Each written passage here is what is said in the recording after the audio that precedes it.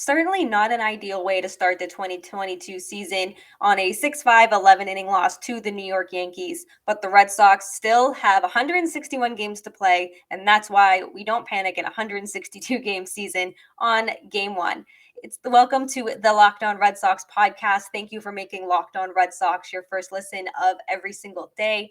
I am your host, NESN's Lauren Campbell. I am flying solo dolo today. Jake is on the road with the Massachusetts Pirates as they get ready for some games this weekend on the road. So he is maybe on a plane right now. I'm not sure, but he will be back next week. We're going to recap the entire series after Sunday night game. We have Sunday night baseball this weekend, so he will be back. But today we're just going to do a quick recap of the game, an update on Xander Bogaerts and his hamstring, why Matt Barnes wasn't used, and how Trevor Story did. Spoiler alert, he didn't do too well in his debut. Again, nothing to worry about, but there's a lot to break down. Let's get to it. You are Locked On Red Sox, your daily Boston Red Sox podcast. Part of the Locked On Podcast Network, your team every day.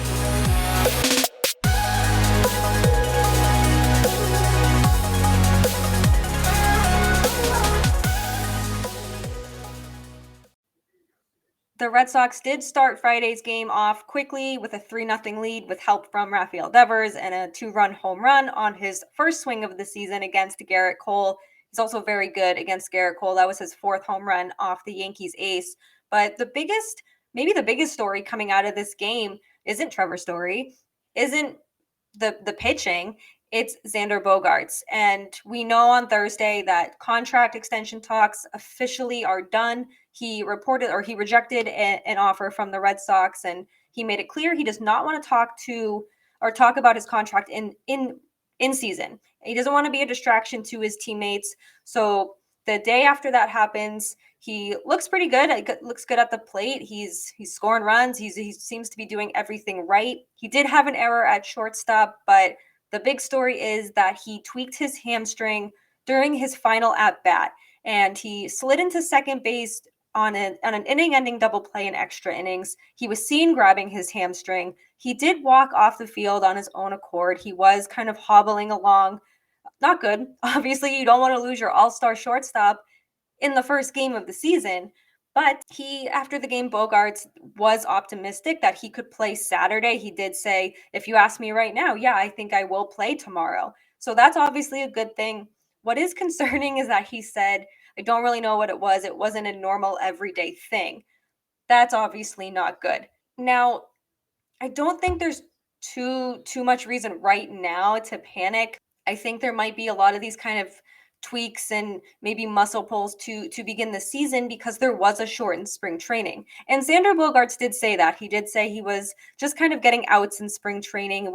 He was running hard during game 1 on Friday's game, but he didn't really get a whole lot of maybe that work in spring training. So hopefully it's just a small tweak, nothing that a little hydration, some foam rolling, and some treatment can't fix. Hopefully he will be back in that lineup on Saturday against the Yankees. And Alex Cora said they'll know more later, which means fans and media probably won't know anything until Saturday when Alex Cora speaks. So all the best to Xander Bogaerts. He was, like I said, very good offensively for the Red Sox on Friday, but never a good thing when your shortstop gets taken out of the game early, even though it was only an inning early. It's still no bueno. Hopefully he's all good. Hopefully he returns Saturday and everything is just A-okay. Another interesting thing that happened in the game was Matt Barnes was not used. Now, we know last season he just completely unraveled in the second half of the season. We saw what happened. We do not need to relive it. He did say that his dog helped him fix his delivery. Alex Cora said he found something mechanically in the offseason that will help him get back on track. So you think in a situation on Friday when the Red Sox are tied, they're down 1, they're up 1 in extras, that maybe you could give him this chance, and they didn't. And I'm thinking, there's no way the Red Sox and Alex Cora have any trust in Matt Barnes. They went to Garrett Whitlock, who that's probably to be expected. He pitched well. his one mistake, he gave up a home run, but otherwise he looked really good. He had 4 strikeouts, limited walks. The entire pitching staff on Friday had really limited walks. They only combined for 4, which certainly is a good thing, but Alex Cora elected to use Garrett Whitlock, Hansel Robles, Jake Diekman, Matt Strom, and Cutter Crawford. So I think I might be missing one, but he used 6 relievers, and Matt Barnes was not one of them.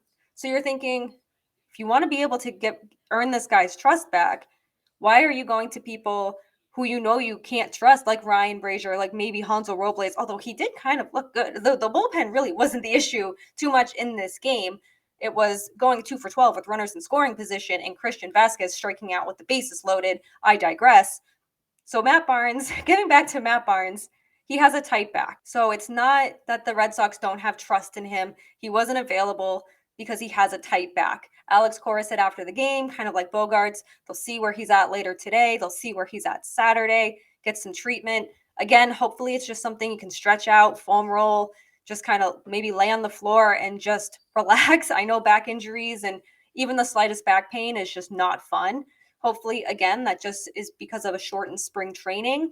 And hopefully this doesn't set him back any further than he possibly could be. So that's obviously not good for the Red Sox to start their season with a loss and then potentially be down 2 players. So we'll see when the lineup comes out on Saturday. We'll see what Alex Cora has to say. If anything groundbreaking does happen with Bogaerts or Matt Barnes, we will keep you updated right here on Locked On Red Sox.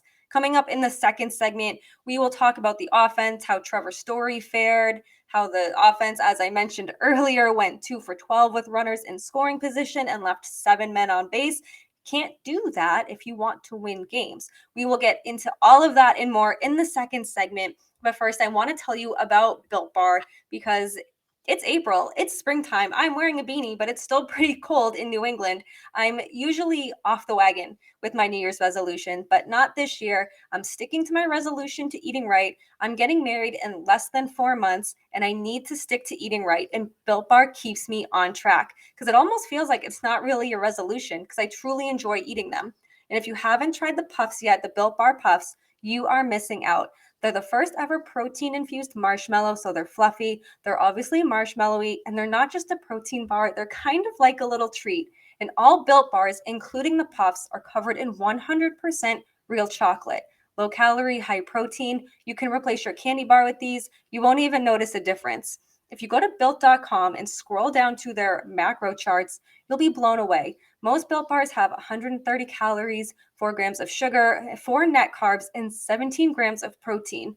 There's flavors for everyone too. There's mint brownie, coconut almond, my personal favorite, cookies and cream, and they're always coming out with new flavors all the time. Head on over to built.com, use promo code LOCKED15 and get 15% off your order.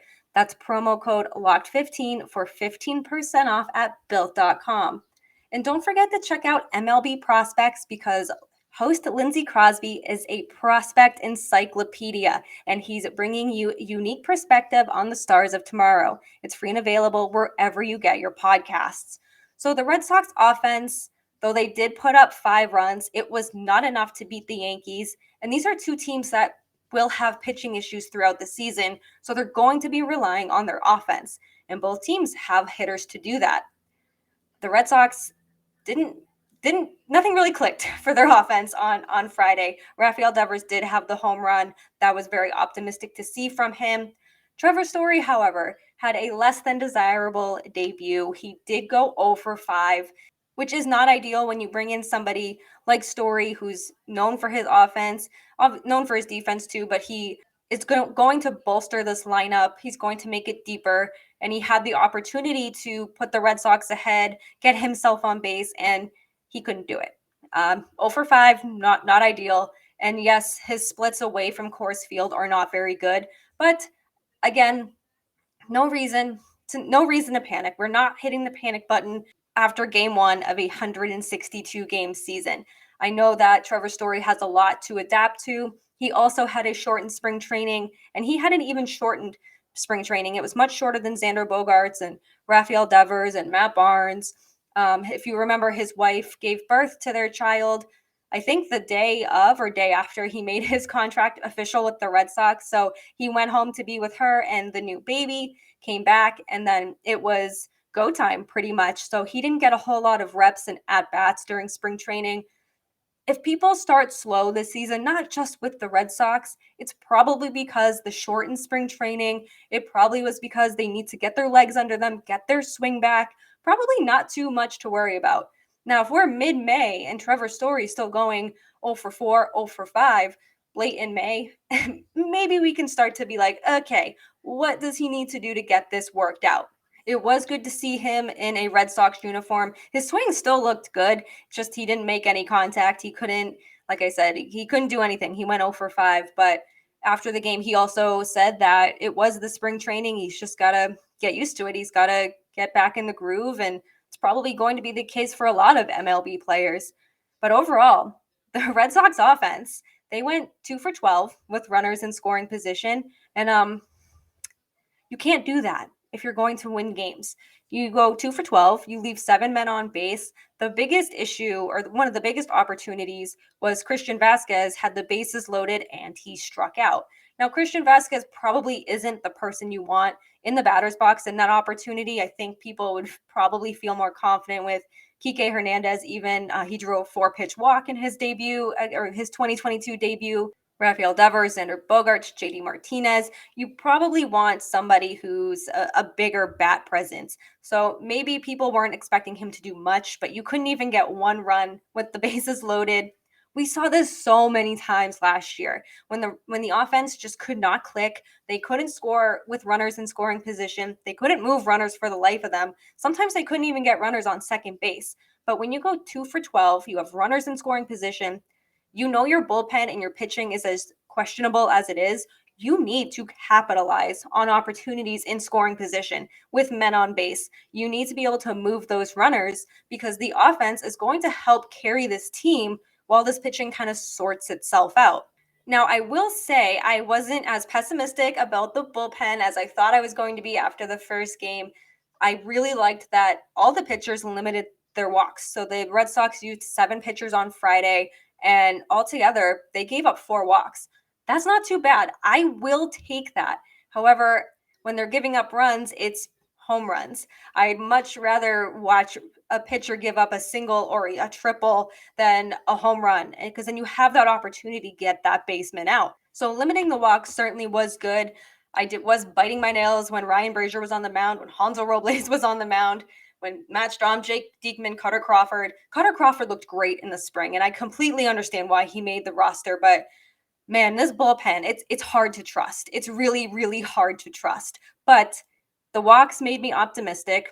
I'm not putting all my eggs in a basket on anything. It's only game 1, but I liked the limited walks. So I will give the bullpen that gold star, but we'll see how I feel after Saturday and Sunday's game. So we'll see. Like I said, like I've been saying, it's a long season. No need to get worked up over anything, but Red Sox fans would probably be much happier if the Red Sox were able to come away with a win on Friday. Coming up in our third and final segment of Locked On Red Sox, we will be going over our mental health minute as we always do. But first, I want to tell you about BetOnline. BetOnline.net is your number one source for all your betting stats and sports info. Find all the latest sports developments, league reviews, and news, including this year's basketball playoffs and the start of the Major League Baseball season. BetOnline is your continued source for all your sporting wagering info, from live betting to playoffs, esports, and so much more. Head to the website today or use your mobile device to learn more about the trends in action. And don't worry if you're a new bettor or first-time bettor. I'm still very new to this betting game, to this betting scene. BetOnline.net makes it so easy. It's so straightforward. You have all the odds and numbers there. You will not be confused. BetOnline, where the game starts. So for the third and final segment of our Locked On Red Sox podcast, we always end this show with the mental health minute, just kind of highlighting maybe good things that happened to us and just allowing ourselves to be vulnerable, that life isn't always super easy. And Jake and I both have talked about that, but I will say that baseball coming back, even though it was delayed for a day, my mental health, my mental mindset just completely skyrocketed. It's so weird how my life revolves around sports. I work for NESN. I cover the Red Sox and the Bruins for a living. I live and breathe sports, and I watch sports for fun. When people ask me what I watch, it's like, it's sports. I watch sports. That's just what I do. It's what I grew up on. But without baseball, this time a month ago, we thought baseball was in danger of maybe not happening, or maybe not happening till May or June. And being able to have it in April, the weather is starting to warm up. Still kind of gray here in New England. It's still raining. Had some thunder and lightning the other night, but it's all coming together. Baseball means the spring is finally here. The weather's warming up. I love a summer night at Fenway, and it sounds silly to maybe have your life or your mental health be affected by sports, but having baseball back just seems right. And I had a really good week mentally, got some things done for the wedding, getting things moving forward. This podcast keeps me going, keeps me happy every single day. It's something I love looking forward to. Jake and I text throughout the day, like just bouncing ideas off each other. And I'm just so happy to have him as my co-host. Can't wait till he's back so we can recap this entire series. But let's end the show there. Thank you for tuning in to the Locked On Red Sox podcast. Be sure to rate, review, and subscribe right here on YouTube, Apple, Spotify, wherever you get your podcast is where you can find us. Follow us on Twitter at LO_Red Sox, Jake at Jake Iggy, and then me, Lauren, 3 Laws, Lauren of 4 R's. Find all my written work, Red Sox and Bruins, right on NESN.com. And be sure to check out all the other shows across the Locked On network. Locked On Yankees, I'm sure they enjoyed Friday's game. Locked On A's, Rays, Jays, Orioles, Astros, every team, we have you covered. Be sure to check back Monday after the Yankees series wraps up. We will be able to talk about the entire series, our takeaways, what we liked, what we didn't like, hopefully some good news on Xander Bogaerts. But until then, check out Locked On MLB to make it your second listen after making Locked On Red Sox your first listen. Paul Francis Sullivan, please call him Sully, gives you his unique perspective of baseball, both past and present. It's free and available wherever you get your podcasts. Have a great day. Have a great weekend. We'll see you soon. Go Red Sox.